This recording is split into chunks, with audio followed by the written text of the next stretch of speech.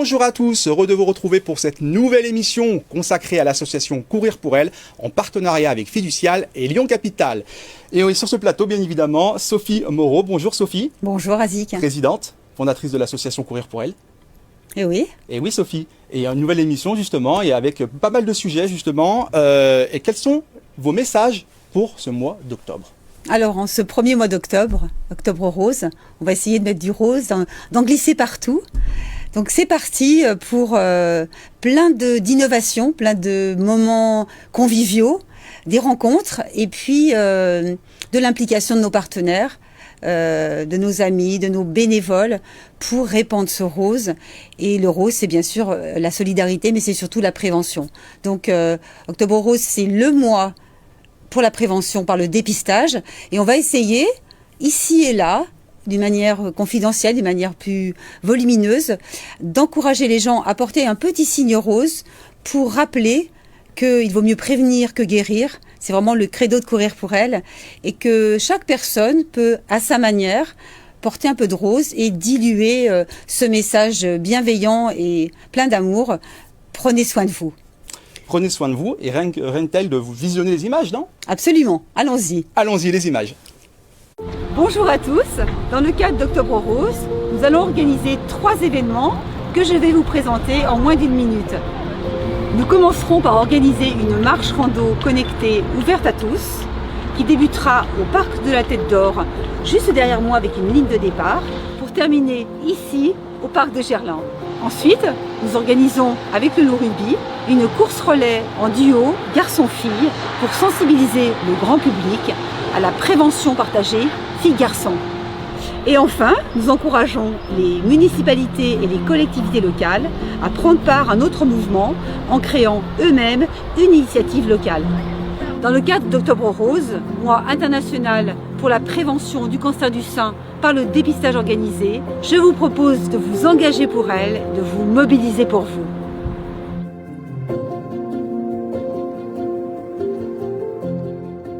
Et oui Sophie, il faut se motiver, il faut s'engager. C'est ça, et on a la chance d'avoir plein de personnes autour de nous fidèles, des anciens et puis toujours des nouveaux et des nouvelles qui arrivent.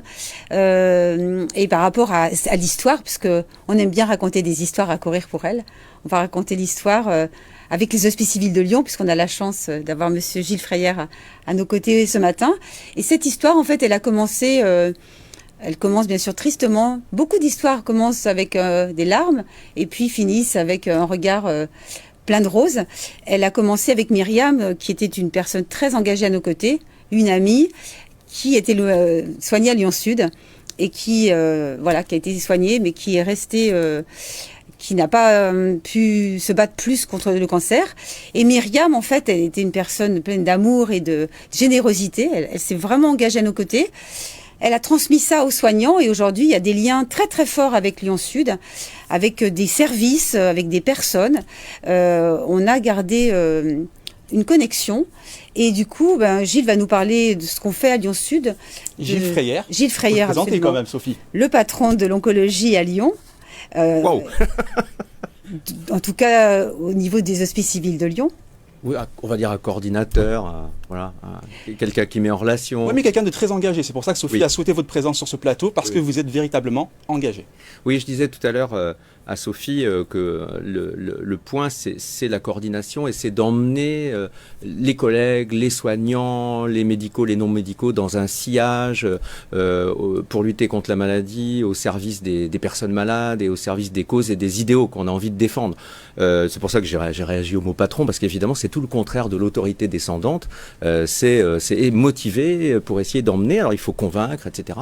Et vous avez dit Lyon Sud, j'ajouterais même Hospice civil de Lyon, parce que à titre personnel, j'ai une fonction de soignant, je suis oncologue médical et nos plateformes de traitement, elles existent à l'hôpital Lyon Sud, mais aussi à l'hôpital de la Croix-Rousse, mais aussi sur le site du neurocardio, et c'est ainsi qu'on peut traiter l'ensemble des personnes malades, de la même manière d'ailleurs, aux Hospices civils de Lyon, au sein de ce qu'on appelle un institut de cancérologie, qui a été fondé en 2014, et dont le but justement c'est d'améliorer l'efficacité, de parler d'une seule voix et aussi de faire en sorte que n'importe quelle personne malade, vous avez parlé de Myriam et toutes les autres, puissent bénéficier des mêmes traitements, des mêmes chances d'avoir les meilleurs soins, des mêmes traitements innovants, qu'elles soient à 10 km de distance ou à 15 km de distance les unes les autres, comme c'est souvent le cas dans ce très grand CHU qui est les Hospices civils de Lyon. 25 000 personnes atteintes de cancer traitées chaque année et 23 000 employés. Gilles Freyer, on a envie de vous entendre justement sur les conséquences de la Covid. On précise aussi à nos téléspectateurs qu'on respecte les gestes barrières, c'est pour ça qu'on a enlevé nos masques. Mais effectivement, il y a quand même des conséquences avec des opérations retardées. Alors effectivement, il y a deux niveaux. Pour les gens qui organisent des traitements médicaux, comme c'est mon cas, et d'ailleurs nous sommes en train de publier nos résultats, nous avons soumis un manuscrit justement sur cette question-là, c'est-à-dire que sont devenus les traitements pour l'oncologie médicale, qu'est devenue la recherche. Ce qu'on voit très bien, c'est que la première partie de l'épidémie, février, mai 2020, très grande inquiétude. Nos collègues italiens nous disent attention, les malades atteints de cancer meurent de façon très importante de l'épidémie Covid, vous ne pouvez plus les traiter, etc. Donc il y a une période pendant laquelle nous allons prendre un luxe de précaution, essayer d'écourter, de diminuer certains traitements ou de les reporter de façon à ne pas compromettre les chances des patients. Et assez rapidement, nous nous rendons compte que le virus ne rentre pas dans le service parce que les précautions sont importantes, il y a des SAS, il y a des tests, etc. Et que, en réalité, nous pouvons réaliser les traitements, qu'il n'y a pas de surcroît de mortalité et que finalement les prédictions qui nous venaient notamment d'Italie ne s'avèrent pas valables pour nous. Et donc très rapidement, l'activité reprend et je peux dire qu'en mai 2020, nous avons récupéré une activité identique à celle des années précédentes à la même époque.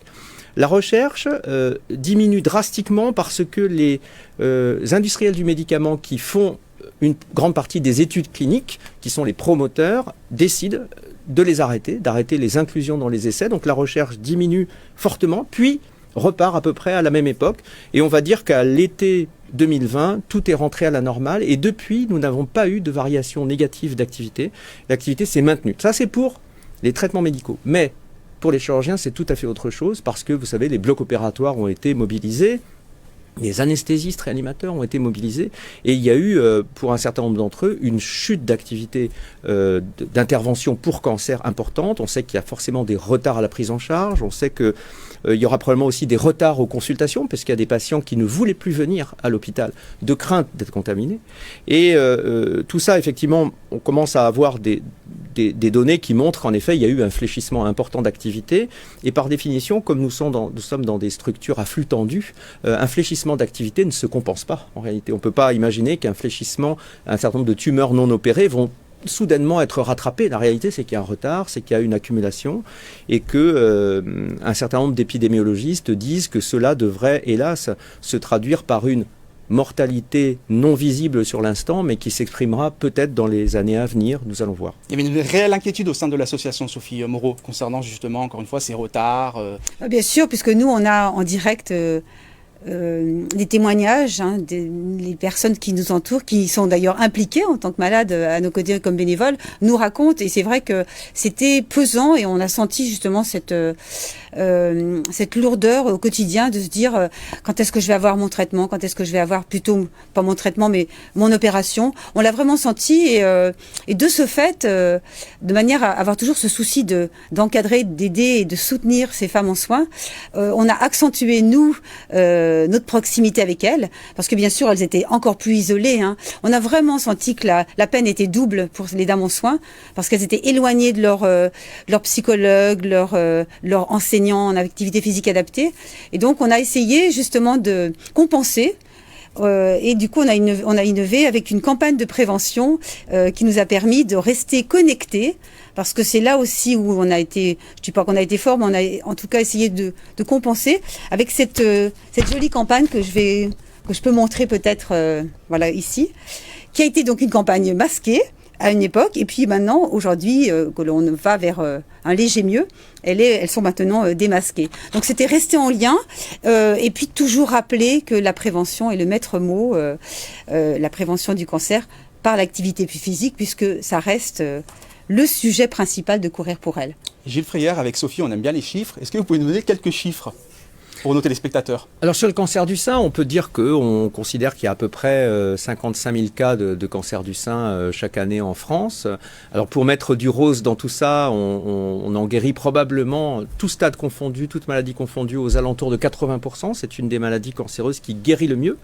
Je prononce le mot guérison parce que la guérison est une réalité, même si parfois il faut des périodes de suivi assez longues pour être bien sûr que rien ne va se produire. Mais la guérison, c'est le retour à une vie normale avec un minimum de séquelles, de préférence sans séquelles des traitements, pour une durée suffisamment longue pour que on soit revenu au monde d'avant. Alors pour autant, on ne revient jamais vraiment au monde d'avant parce qu'il y a toujours un peu d'inquiétude, il y a toujours les difficultés administratives, les difficultés au travail, parfois certaines formes de discrimination pour les malades du cancer et les anciens malades.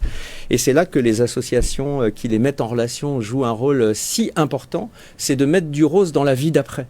Et mettre du rose dans la vie d'après, ça c'est pas mal ça, c'est vraiment pas mal, ça doit plaire à Sophie Moreau. Sophie Moreau, une petite anecdote entre les HL et Courir pour elle.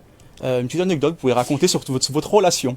La relation que l'on a et qui va grandir et surtout va rester pérenne, c'est le fait que l'on finance les programmes d'activité physique adaptée sur les centres hospitaliers des Hospices civils de Lyon, notamment sur Lyon Sud, notamment la Croix-Rousse. Alors, notre enseignante va tout à l'heure nous citer tout ce que l'on finance, parce qu'on finance vraiment plein de projets. Mais c'est le lien fort qui fait qu'en effet, on glisse du rose dans l'hôpital. Ça fait du bien, parce que nos dames en soins apprécient justement de ne pas voir que du blanc, les blouses blanches, etc.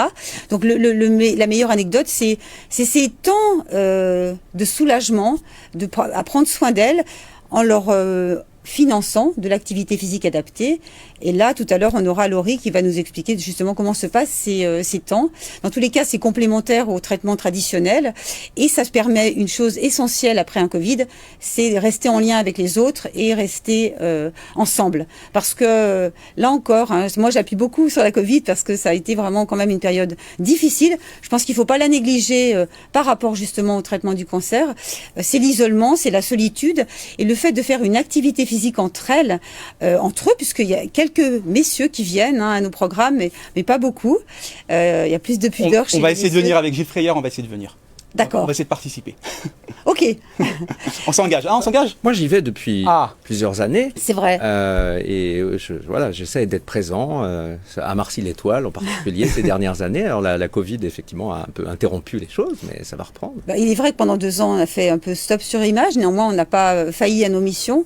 On se retrouve, mais tout à l'heure, on en parlera plus en détail, du 22 mai 2022, où on va essayer de rassembler 22 000 dossards. Donc on aura bien besoin et des soignants et des soignés des Hospices civils de Lyon avec nous. Eh bien, on va vous remercier, Gilles Freyer, pour votre intervention pertinente et très intéressante justement pour nos téléspectateurs. Avec plaisir. Et puis, on va accueillir Valérie Hinker qui est en soins suite à un traitement du cancer du sein. Merci Gilles.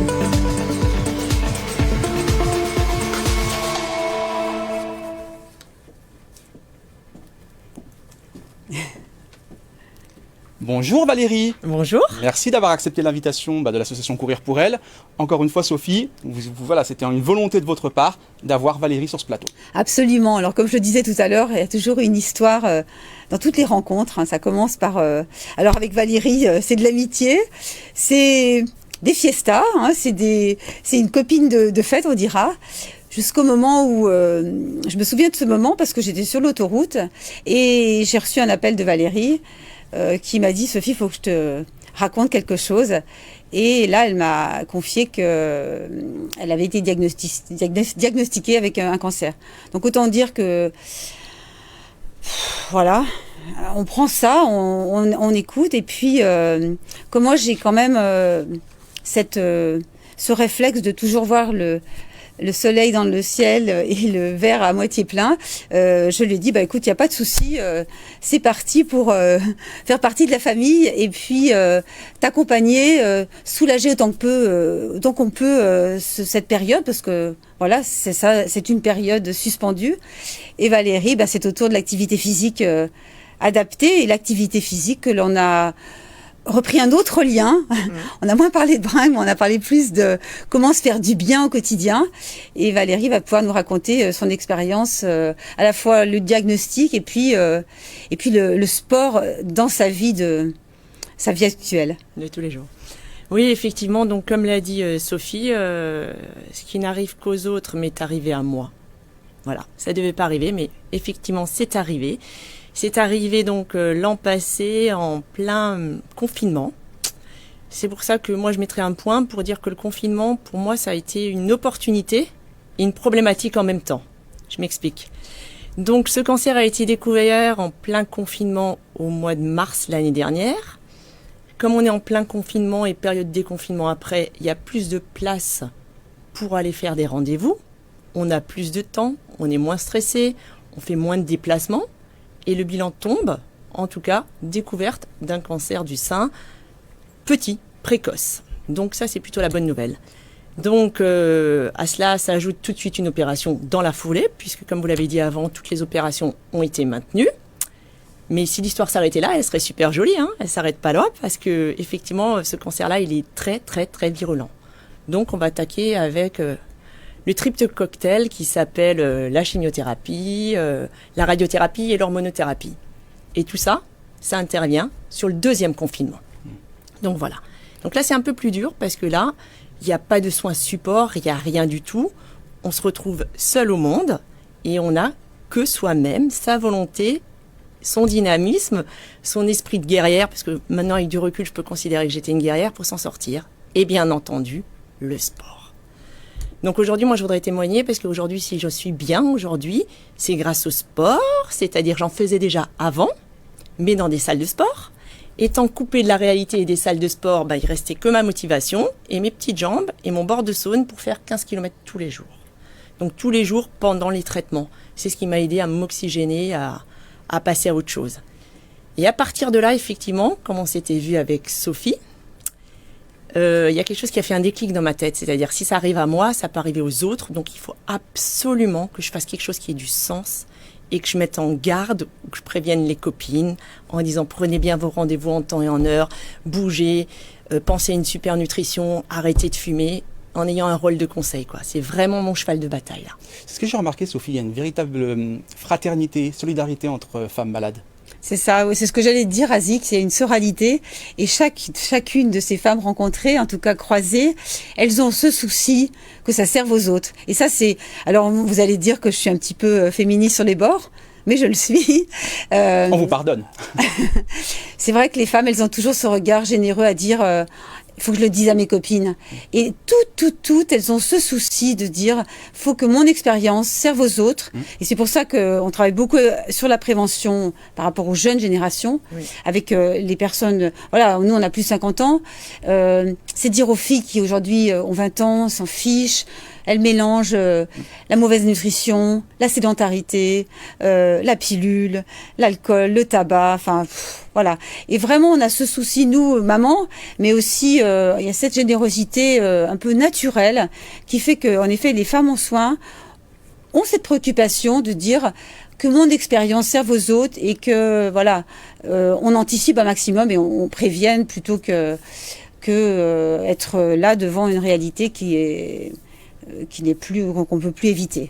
Valérie, vous le répétez souvent, ça n'arrive pas qu'aux autres. Ah oui, ça c'est mon leitmotiv et d'ailleurs c'est un peu notre lien avec Sophie parce que ça a été ma première phrase effectivement lors de la rencontre, puisque même si on est suivi et j'étais suivie parce que effectivement comme le dit Sophie, on n'est pas d'une toute première jeunesse, hein, on est des super quinquas, donc tous les 2 ans effectivement mammographie, mais ça n'empêche pas, aucun signe, rien du tout, qui fait que le verdict est tombé quand même. Donc, j'engage tout le monde à se faire suivre régulièrement. Du sport, et on l'a dit aussi, Sophie, une campagne anti-tabac. Ça oui, vous tient à cœur aussi. Est-ce que vous pouvez nous en parler un peu? Oui, alors c'est vrai que, je le répète souvent, à cause de la Covid, on était séparés de notre communauté, on était éloignés de nos bénévoles, de nos partenaires.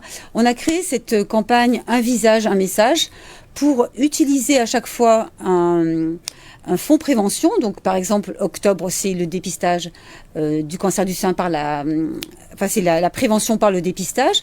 Novembre, c'est le mois sans tabac.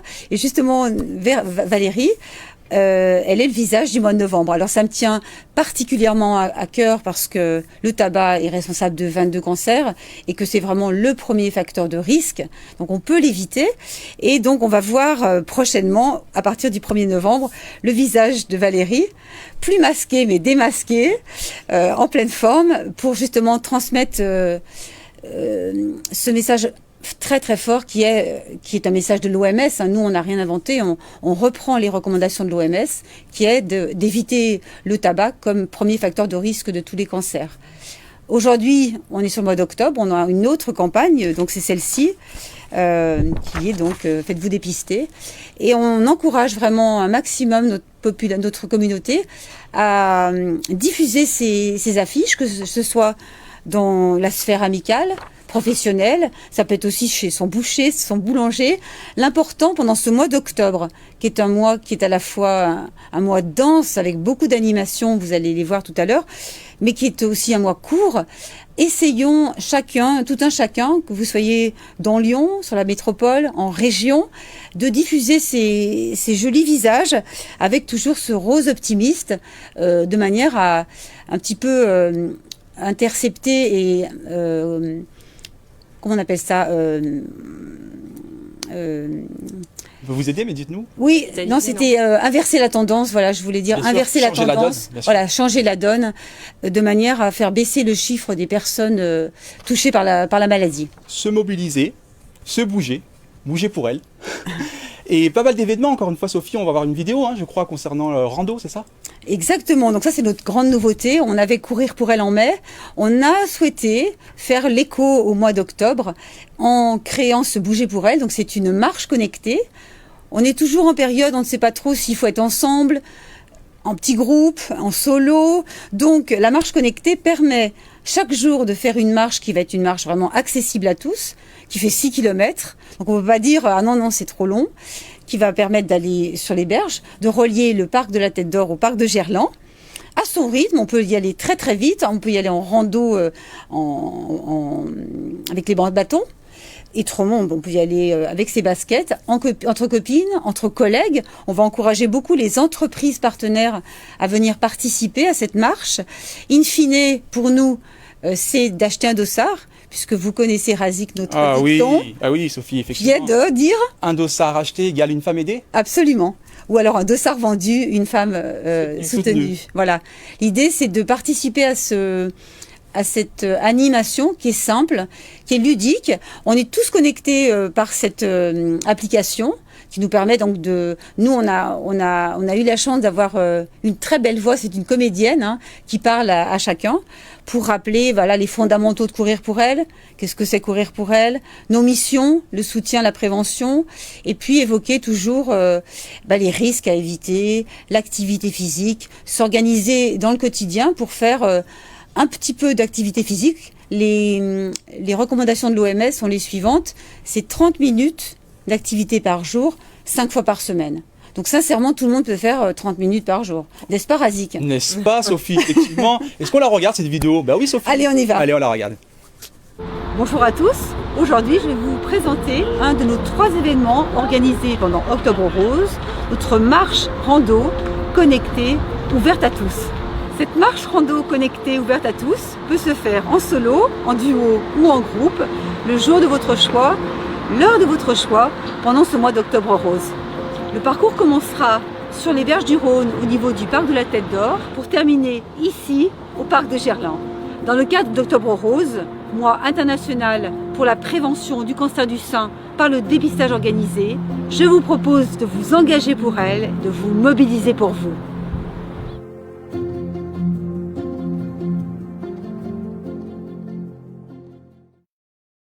Alors Sophie, on va parler quand même c'est vrai qu'on est en octobre, on est le 1er octobre, mais vous avez envie encore de nous parler de novembre. Pourquoi ? Parce que cette affiche, elle va être trop jolie. On va la regarder, cette affiche de novembre, parce qu'elle va être puissante. Et puis ça me fait penser aussi au plan cancer de notre président. Très belle, hein. On la voit l'affiche, elle est très très belle. Hein. Voilà. Ça me fait penser surtout à l'objectif de Monsieur Macron, qui est de dire il faut essayer d'avoir une génération des 10 ans aujourd'hui, donc ils auront 30 ans dans 20 ans, sans tabac. Donc on ne va pas la faire comme ça sans mettre des moyens. Hein. Les paroles c'est chouette, mais les actions sont encore mieux. Donc nous on a créé une BD pédagogique qui est celle-ci. Donc en plus de la campagne mensuelle du mois de novembre qui encourage le mois sans tabac, et il y a énormément de choses qui sont faites pour les fumeurs. Mais nous on n'a pas envie de parler aux fumeurs, on a envie de parler à ces jeunes qui ne fument pas. Avec cette BD pédagogique, on va diffuser au maximum dans le 3e cycle, c'est-à-dire CM2, 6e, 5e. On essaye aujourd'hui d'avoir des soutiens, notamment on aura le soutien de mairies, comme la mairie de Mornan, la mairie de Saint-Didier, la mairie centrale, la mairie du 6e arrondissement, de Dessines aussi. Toutes ces mairies qui vont relayer cette BD pédagogique parce que, je le redis, mieux vaut prévenir que guérir. Et les enfants, ils n'ont rien demandé. Donc aujourd'hui, cette petite BD, elle leur explique tout ce qu'il y a dans une cigarette. Voilà, on la voit mieux comme ça. Pardon. On la voit mieux, c'est pas grave Sophie. Merci Sophie par rapport à cette BD, parce que je sais que ça, encore une fois, ça vous tient à cœur. Il y a beaucoup de sujets qui vous tiennent à cœur. C'est vrai. Par contre, on est obligé de presque conclure, même pas presque, mais de conclure avec Valérie. Juste pour finir, sur la reprise au niveau du monde du travail, dans l'univers du travail, est-ce que c'est compliqué de reprendre justement une activité professionnelle, peut-être aussi le regard des collègues? Est-ce que vous pouvez nous dire un petit mot là-dessus? Alors typiquement, ça ce serait un vrai sujet, il faudrait m'accorder 1h30. C'est-à-dire que quand il y a un cancer, il y avait un avant, il y a un après. Je pense que le cancer apprend beaucoup de choses, surtout apprend à se connaître soi-même et connaître les limites, hein, et ne plus faire ce qu'on a fait avant au détriment de ce qu'il y a après, et de se dire que demain la vie sera différente. Donc moi, en l'occurrence, ça me permet de dire que j'ai franchement envie de changer de voie, qu'effectivement qu'il y a eu un déclic, pas petit mais un gros déclic en me disant il faut que je fasse quelque chose qui ait du sens. Donc ça c'est très important maintenant, du sens pour aider les autres. À quel niveau? Au niveau du sport, de la nutrition, au niveau de l'accompagnement, du retour à l'emploi, puisque comme vous en parlez, le retour à l'emploi c'est un vrai sujet. Et aujourd'hui, on voit de plus en plus des patientes très très jeunes. J'en ai rencontré plein sur mon parcours parce que je suis active sur plein de groupes de femmes que j'ai mis en route là. Aujourd'hui, les filles ont 35 ans, quoi. Donc, le retour à l'emploi après, est-ce qu'il sera le même? Je ne sais pas. Donc, je pense qu'il y a un vrai job là-dessus, au niveau des ressources humaines, prendre en considération l'âge des cancers qui est de plus en plus jeune. Tous les cancers féminins, hein, pas que le cancer du sein. Merci beaucoup. Merci beaucoup pour votre intervention. Pour bien comprendre l'importance justement de l'activité physique, nous allons accueillir Aurélia. Très bien. Et justement, Sophie, par rapport à Aurélia, c'est vrai que vous cessez de le répéter encore une fois, c'est important, hein, l'activité physique. Vraiment, on est obligé de le rappeler, de le marteler, parce que certains négligent cet aspect-là, alors que vous avez vu des résultats concrets. Absolument. Mais c'est vrai que c'est pas du tout un réflexe pour tout le monde. Hein. Il y a des gens qui ne font aucune activité physique. Et alors, comme je le disais tout à l'heure, sur chaque rencontre, en tout cas sur chaque personne qui vient ce jour au plateau, il y a une histoire. Et nous, avec Aurélia, on s'est rencontrés sur un stage de natation en faisant vraiment du sport. Donc là, comme on dit, on a tapé dedans. Et quelques, je sais pas, on peut dire une année, peut-être 2 ans après ce stage, Aurélia m'a recontactée. On restait en lien sur Facebook, on se racontait nos anecdotes de sportives. Et Aurélia m'a dit, ça y est, quoi, je suis aussi dans le mouvement des femmes en soins, puisque j'ai moi aussi un cancer. Donc Aurélia va nous raconter, mais c'est parti, en effet, cette rencontre, c'est parti d'une rencontre sportive, donc légère, un peu innocente, à je tombe dans la maladie et qu'est-ce que j'en fais? Aurélia, on l'a laissé s'installer quand même. C'est pour ça que je vous ai interrogé, Sophie, c'est pour laisser Aurélia s'installer tranquillement. Vous êtes ici chez vous, Aurélia. Suite à votre cancer, vous n'avez cessé de pratiquer l'activité physique, sportive. Pour vous, c'était une évidence? Je suis assez fière d'être là pour plébisciter un peu le sport, parce que on m'a souvent dit dans toute ma vie, depuis que j'ai commencé quand j'étais ado, quoi, que je faisais trop de sport, que c'était pas bien, etc. Et aujourd'hui, c'est le sujet, enfin c'est le discours inverse où on dit il faut faire du sport. Alors j'ai pas fait tout le temps du sport parce que forcément, il y a un moment donné dans le traitement, on peut pas trop. Alors ça a été très problématique psychologiquement pour moi de me dire, je vais devoir ralentir tout ça. Parce que triathlon, etc., c'est des sports un peu intenses. Et au final, ça m'a aussi permis d'ouvrir les yeux sur d'autres choses. Je me suis lancée un peu sur plutôt des sports plus cool comme le yoga, par exemple. J'ai fait une formation de prof de yoga. Enfin. Mais vous étiez toujours en mouvement, c'est ce que je veux dire. Ouais, mais sinon je meurs, moi. Si je bouge pas, non, c'est... Quels sont les bienfaits? C'est vraiment une nécessité? Ça vous a aidé dans votre combat? Complètement, ouais. Ça fait partie comment dire, des choses qui nous motivent dans la vie. Il faut pas lâcher ce genre de choses. Il y a le sport, et le sport, c'est pas que le sport, c'est aussi les relations qu'on crée dans le sport. Au niveau du club, au niveau des gens qu'on rencontre. C'est des passions communes, c'est des choses qui nous motivent ensemble.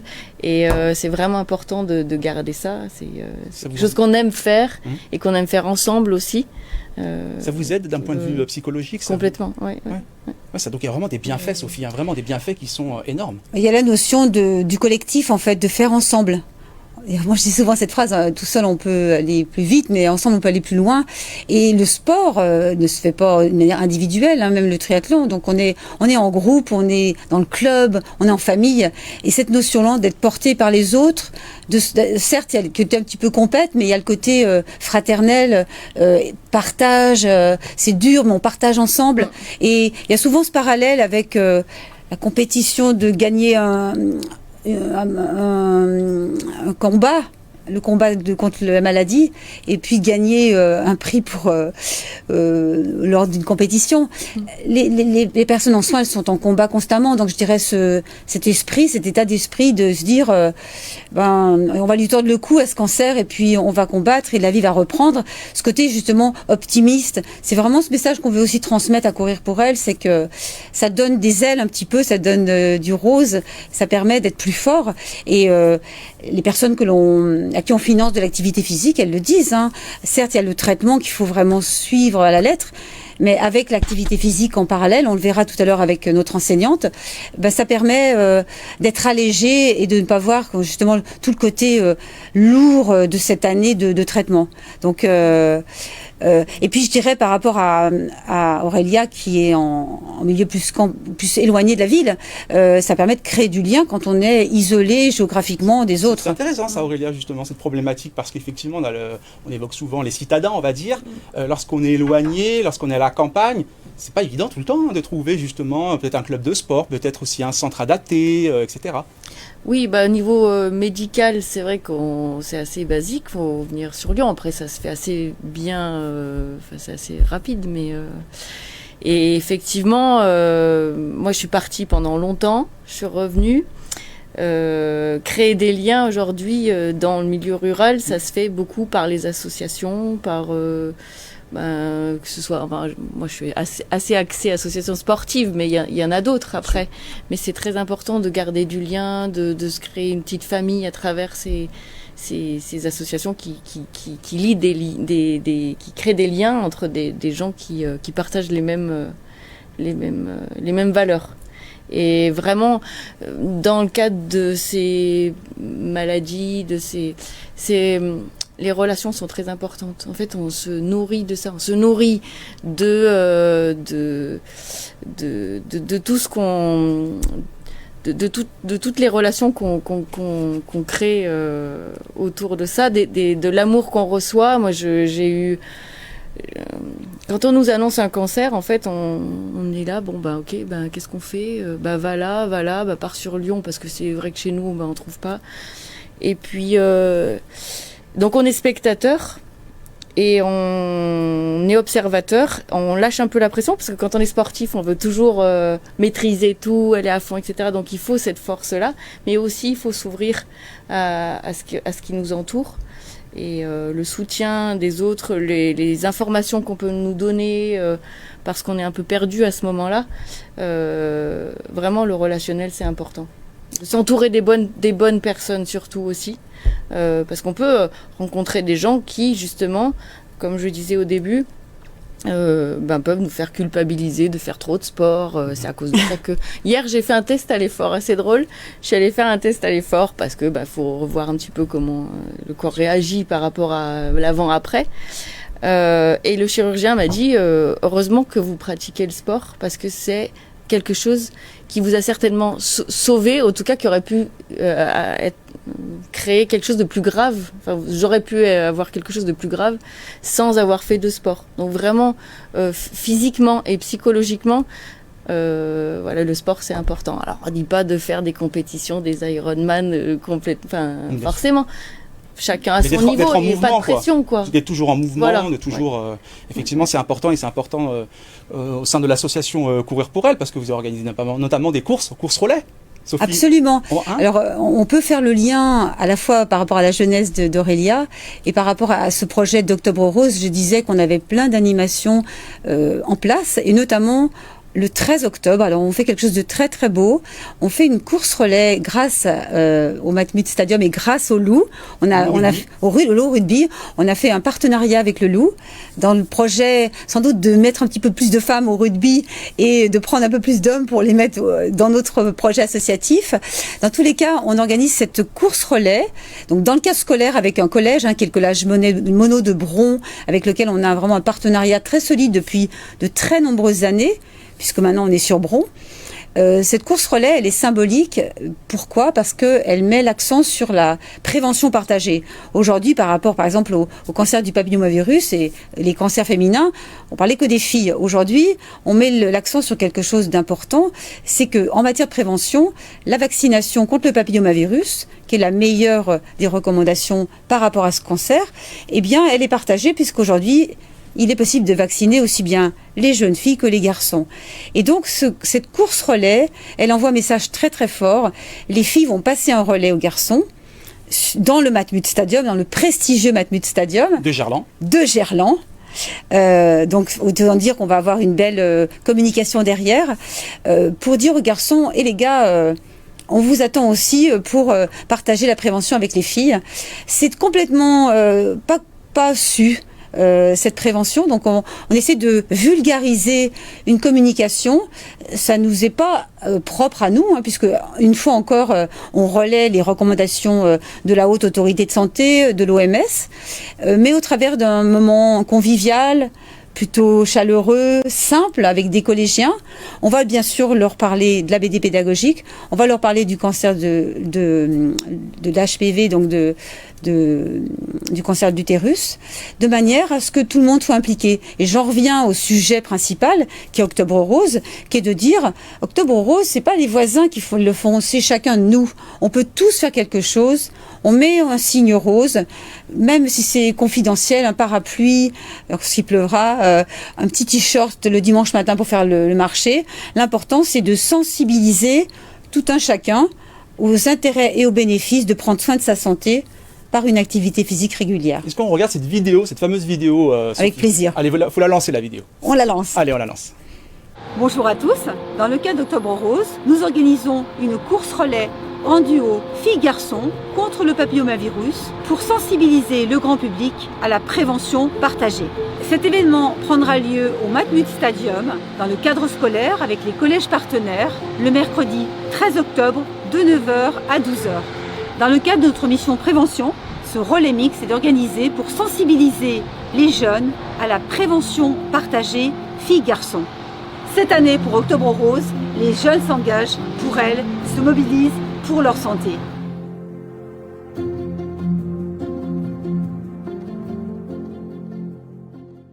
Se mobiliser pour notre santé, Sophie Moreau, on ne cessera de le répéter, c'est important. Et puis sensibiliser les jeunes, je dirais, si je fais référence aux 13 années Courir pour elle, on avait une participante qui avait plutôt 43 ans, 44 ans d'âge moyen.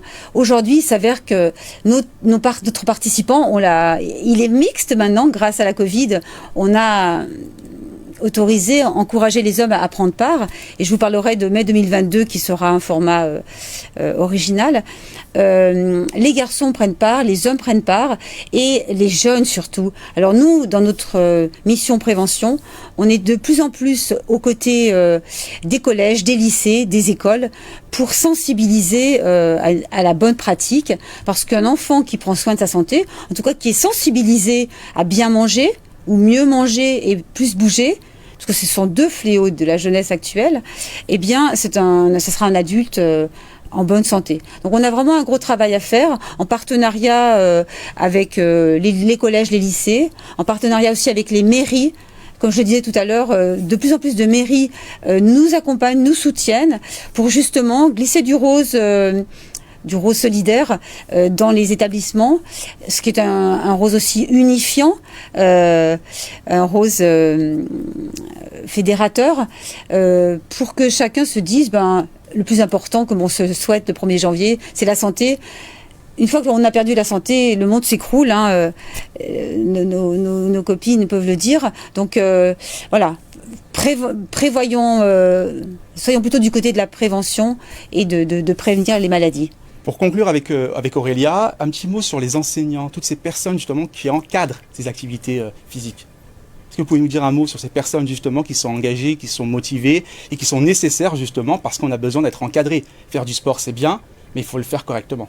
Oui, c'est ça, il faut être encadré pour toujours rester à l'écoute de soi, à l'écoute des autres aussi. C'est le message que je voulais faire passer, c'est que voilà, c'est toujours un échange. Il y a le sport pour le sport, mais aussi le sport pour les relations et tout ce qu'on peut nous apprendre et ce qu'on peut recevoir et donner. C'est toujours ça. Mais rester à l'écoute de soi, à l'écoute. Pour la petite anecdote, quand même, tu parlais de prévention.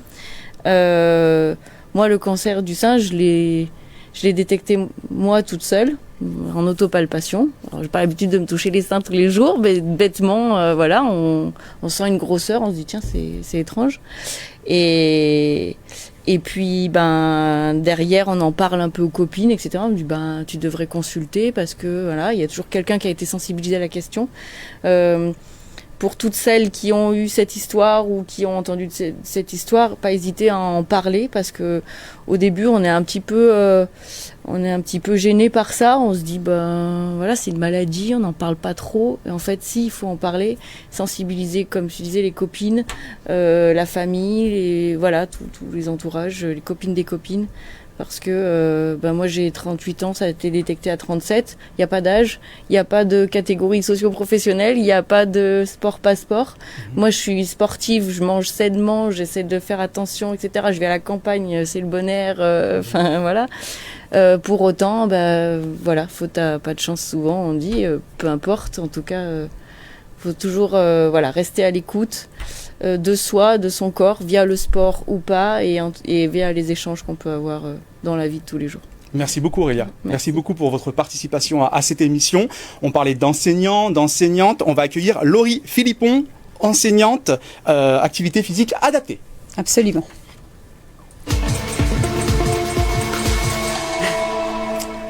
Oui, Laurie Philippon, toujours pareil, Sophie Moreau, vous soutenez chaque fois, d'ailleurs l'émission précédente on avait accueilli Colin, qu'on salue. Absolument. Qui était vraiment aussi formidable. Ça aussi c'est important, Sophie, vous l'avez toujours dit, il faut encourager, mais il faut bien évidemment encadrer. Oui, alors parmi les deux missions de Courir pour elle, on a parlé de la prévention, on va maintenant parler du soutien grâce à Laurie. Alors comme je le disais, il y a toujours une histoire. Et avec Laurie, en 2000... Racontez-nous, on aime vos belles histoires. Il y a des histoires tristes, mais là, c'est... qui finissent toujours bien. Comment ? Qui finissent toujours bien. Absolument. Là, c'est une histoire de rencontre. Et Laurie, elle avait un projet. Elle venait d'être jeune diplômée enseignante activité physique adaptée. Et Laurie, elle est tenace. Hein, on a ça en commun. Elle est venue me voir en me disant, écoutez, je suis jeune diplômée, enseignante APA, activité physique adaptée. Je souhaite mettre à profit toute mon expertise. Aidez-nous. Alors nous, on avait déjà l'idée de financer des projets à l'hôpital. Donc elle nous a fait connaître au niveau du comité d'éthique, puisque le travail se fait avec un comité d'éthique. Elle nous a fait connaître une structure hospitalière. Donc il y avait d'un côté la structure hospitalière, sans financement. Nous, on avait du financement à donner, et il y avait une enseignante. Donc on a fait le lien des trois pour donner naissance au premier projet financé, Courir pour elle, structure hospitalière et enseignant, qui a donné la suite à une très belle histoire, puisqu'aujourd'hui on finance chaque année un peu plus de structures hospitalières, et depuis le début, on peut dire qu'on a financé. C'est toi qui vas le dire, parce Exactement, que moi, on va vous donner la parole. On va lui laisser la parole alors. Vous savez très bien que Sophie est très bavarde. Oui, Donc, je le sais, mais voilà. je vais compléter justement. On se complète très bien. Donc bonjour, merci en tout cas pour cette invitation. Effectivement, le comité d'éthique et l'association, en tout cas Courir pour elle, financent 6 projets hospitaliers. Donc où peut-être on en parlera même plus après. C'est vraiment des programmes d'activité physique adaptés qui sont accessibles tout au long du parcours de soins pour le patient, du diagnostic jusqu'à l'après-traitement, l'après-cancer aussi, qui est un vrai enjeu justement pour le patient. Donc ces programmes, il y en a 6 à l'heure actuelle, donc au niveau des HCL, au niveau du centre Léon Bérard, à Villefranche, comme le disait Sophie, c'est le premier projet, mais aussi sur Bourg, et là nouvellement avec l'infirmerie protestante. Et on a bien sûr le Medipôle, qui est aussi un projet qui date de 2 ans. Donc on est très présent, et aujourd'hui on apporte vraiment une expertise, et on est présent pour les patients pendant leur traitement, et ça c'est vraiment un point fort de l'association. Justement, on parle souvent de coach sportif. Là, c'est pas la même chose. Qu'est-ce qui diffère ? Alors, ce qui est différent, c'est une formation spécifique, c'est une formation universitaire qui est dispensée avec une licence et un master, où du coup, on adapte l'activité aux besoins spécifiques des personnes. Donc là, en l'occurrence, des personnes qui ont un cancer du sein, où il va peut-être falloir au début avoir des précautions pour la pratique au niveau des membres supérieurs, par rapport à des pathologies qui vont être plutôt liées à, par exemple, une opération pour un cancer digestif. Donc, du coup, c'est vraiment toute l'adaptation de cette pratique aux particularités, à l'état général du patient. Quels sont les résultats ? Parce que c'est vrai qu'on s'interroge toujours. Il y a le financement, il y a vous derrière au quotidien dans la pratique. Mais quels sont les résultats ? Alors, concrètement, il y a vraiment des bénéfices déjà qui ont été mis en avant il y a des preuves scientifiques au jour d'aujourd'hui, et il y a des bénéfices au niveau de la fatigue. L'activité physique, c'est vraiment le seul médicament, c'est vraiment le seul remède pour limiter la fatigue des traitements. En fait, les traitements arrivent, les personnes ont moins envie de bouger, donc du coup, il s'installe un cercle du déconditionnement, et au niveau scientifique, on arrive à avoir une baisse de la fatigue de l'ordre de 30%, sachant que cette fatigue, elle est décrite chez tous les patients atteints de cancer.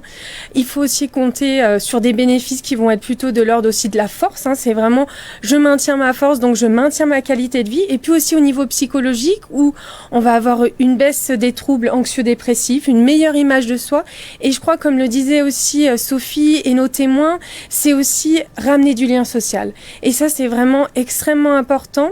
Et cet accompagnement, ce lien, bien sûr, avec l'intervenant, mais aussi avec les autres personnes du groupe, c'est essentiel pour avancer ensemble, chacun, bien sûr, avec son parcours, mais surtout avoir envie d'avancer, de progresser, de soutenir, et chacun va finalement amener une contribution à ça. Sophie Moreau, est-ce que vous avez des retours de vos adhérentes par rapport à cette activité physique adaptée justement ? Est-ce qu'elles vous le disent, elles vous en parlent, des bienfaits, que c'est nécessaire et que... On a beaucoup de témoignages, plein d'émotions, des sourires, et parfois elles ont presque envie de dire « grâce à mon cancer ».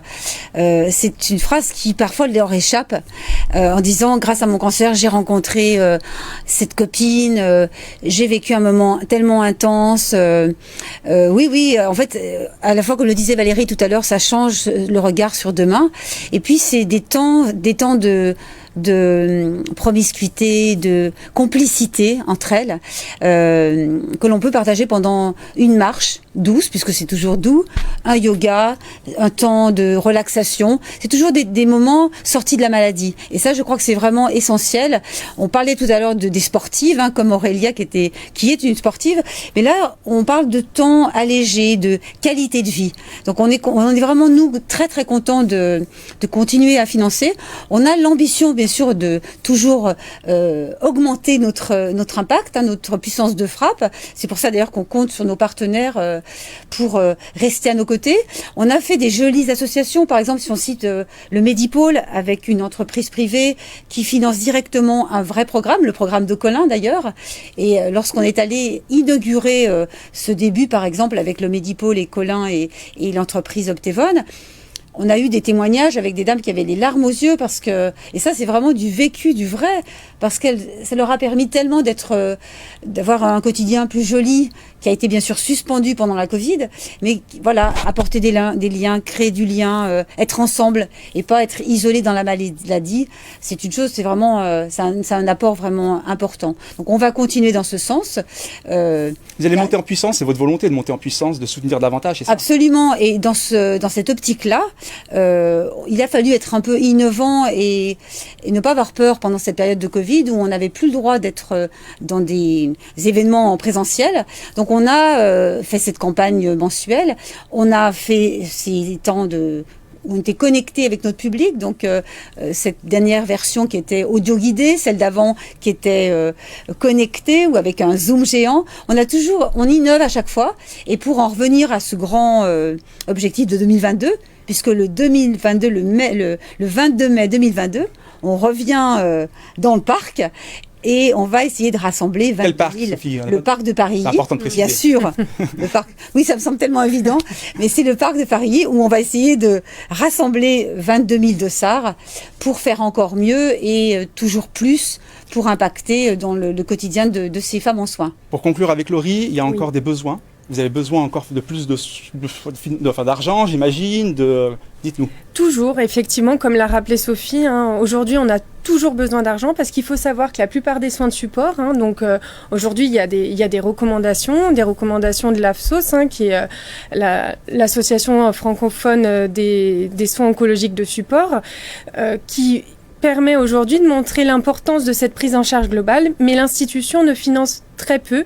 Elle va surtout financer la diététique, la prise en charge diététique, psychologique, la prise en charge de la douleur et aussi la prise en charge sociale, mais tout le reste, l'activité physique adaptée, les soins onco-esthétiques et la sophrologie et autres, et bien finalement ça repose sur les associations. Et aujourd'hui, Courir pour elle, le vrai enjeu, c'est à nouveau d'avoir un nombre volumineux de participants le 22 mai 2022 et de pouvoir du coup à nouveau compter et reverser une somme importante pour pouvoir pérenniser déjà toutes les actions qui sont en place et encore semer et pouvoir permettre à d'autres structures hospitalières de pouvoir bénéficier de soins support et de le rendre accessible à leurs patients. Donc c'est sûr que c'est une évidence et comme le rappelait Sophie aussi, c'est d'inviter les entreprises à devenir aussi s'impliquer dans des projets concrets par du mécénat pour impliquer aussi leurs salariés vraiment dans cette vague rose. Merci beaucoup Laurie, merci beaucoup. Vous pouvez rester avec nous, mais c'est le mot de la fin, Sophie. On est obligé de conclure. C'est vrai, on a eu des intervenants très intéressants. J'espère que le message est passé. Est-ce qu'on lance une petite vidéo et puis après on revient pour conclure, Sophie? D'accord, avec Allez, plaisir. c'est parti.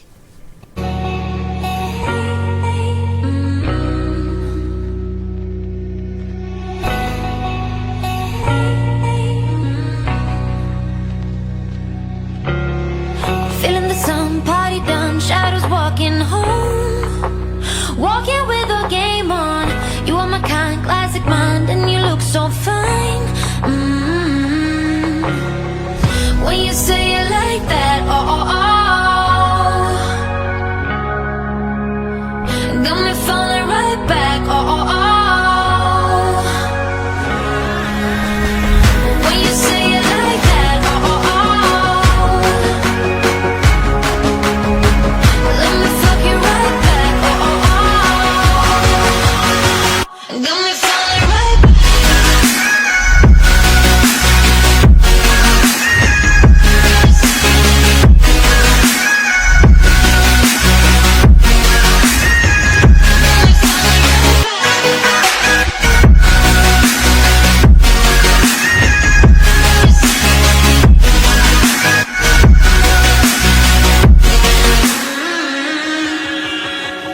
Get in the door, silent walk, who's the first to speak?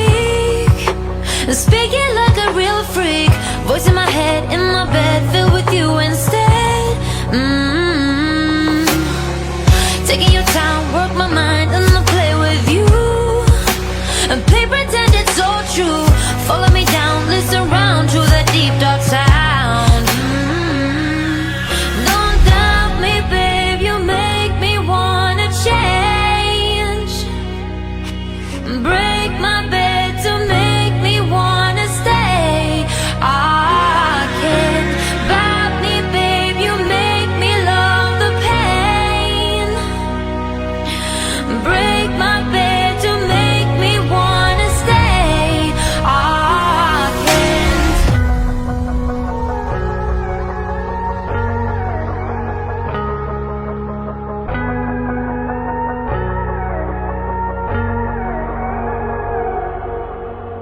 Bien. Mais en tout cas, le mot de la fin, Sophie Moreau, présidente, fondatrice de l'association Courir pour elle.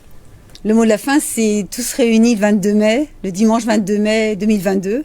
On va essayer d'être 22 000, tous ensemble pour continuer ce joli élan, cette belle aventure humaine, pleine de cœur. Donc rendez-vous le 22 mai. Les inscriptions commencent le 1er janvier. Et avant cela, soyons présents pendant Octobre Rose sur notre Bouger pour elle. Donc cette marche connectée qui commence aujourd'hui, 1er octobre, de manière à encourager tout un chacun, les petits, les grands, les hommes, les femmes, avec son animal préféré ou son équipe, ses collègues préférés, à vivre Octobre Rose de manière active, se mobiliser et s'engager pour elle. Le côté pratique pour s'inscrire. Toujours sur le site www.com. Non, Sophie, oui, courirpourelle.com. www.courirpourelle.com. Voilà. Absolument. C'est important de le préciser. Voilà, comme ça, Exactement. pour tous ceux qui veulent s'inscrire. C'est vrai, Laurie, et j'imagine que vous essayez aussi de votre côté de motiver un peu les troupes. Hein. Tout le monde doit se mobiliser. Tout à fait. Voilà. Nous, on sera présents en 2022, le 22 mai, avec un groupe de patientes de l'hôpital de Villefranche, ça c'est sûr, et j'espère que tout le monde nous suivra. Allez, on va tous se mobiliser en tout cas. On va vous remercier les partenaires, remercier Absolument. Fiducial, parce que c'est grâce à Fiducial qu'on peut faire cette émission. Et puis voilà, et vous remercier aussi pour votre fidélité. À très vite, mobilisez-vous.